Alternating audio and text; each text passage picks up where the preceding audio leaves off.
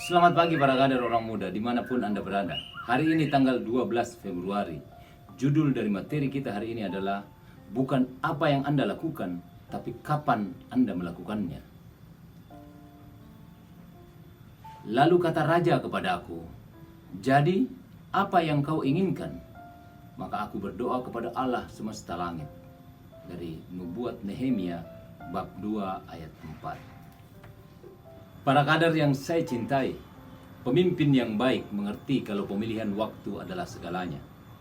Nehemia berbicara pada raja tentang Yerusalem 4 bulan setelah pertama kali dia mendengar tentang tembok Yerusalem yang roboh.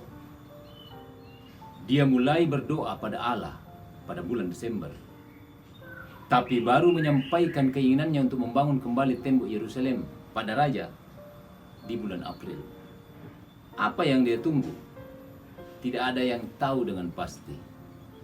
Nehemia menunggu hal-hal berikut ini. Yang pertama, visi dan beban itu adalah miliknya. Yang kedua, dasar doa diletakkan dulu. Yang ketiga, kesiapan rencananya. Yang keempat, keadaan emosi dan mood raja. Yang kelima, saat di mana dia bisa bergerak dengan bebas. Dan yang terakhir, yang keenam, kepercayaan yang lebih dalam antara dirinya dan raja. Para kader yang saya cintai dan saya banggakan, Nehemia adalah salah satu orang yang dibuang ke tanah orang asing karena Yerusalem terjajah oleh bangsa lain. Nehemia menjadi kesayangan raja karena dia bisa melayani raja dengan baik. Raja Artasasta yang berkuasa atas orang-orang buangan itu berkenan kepada Nehemia karena Nehemia menampilkan pribadi yang menarik dan bisa berdekatan dengan raja. Pada satu ketika dia mendengar tentang robohnya tembok Yerusalem dan dia sedih karena dia membayangkan tanah leluhurnya sudah diobrak-abrik dan diinjak-injak oleh bangsa yang tidak mengenal Tuhan. Satu ketika dia sangat sedih dan kesedihannya atas rusaknya bait Allah dan tanah kota leluhurnya terbaca oleh raja, dan raja yang menyayanginya bertanya kepadanya.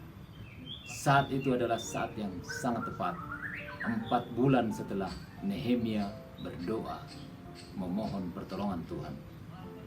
Bayangkan raja bangsa asing yang menjajah bangsanya bisa berbaik hati kepadanya.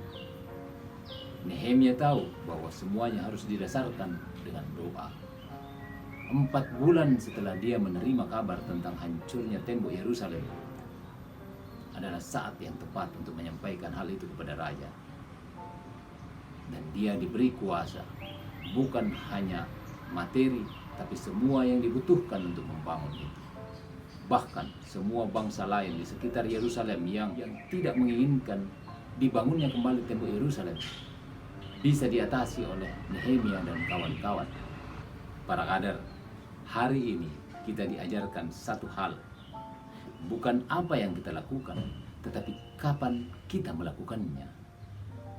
Hari ini kita diajarkan soal waktu yang tepat. Sebagai orang beriman, kita selalu percaya pada waktu Tuhan. Waktu Tuhan adalah waktu yang indah, yang pasti suksesnya dijamin 100%. Nehemia tahu itu, waktu di mana semuanya tepat. Ada 6 hal sederhana tadi yang disampaikan, yang bisa menjadi acuan bagi kita untuk mendapatkan waktu itu. Yang pertama, kita harus menjadikan visi dan semua beban hidup kita adalah tanggung jawab kita, adalah milik kita. Yang kedua, kita harus meletakkan doa di atas segala-galanya. Yang ketiga, kita harus siap rencananya. Rencana Nehemia untuk membangun kembali tembok Yerusalem dan memperbaiki bait Allah tersusun rapi sebelum dia berangkat ke Yerusalem.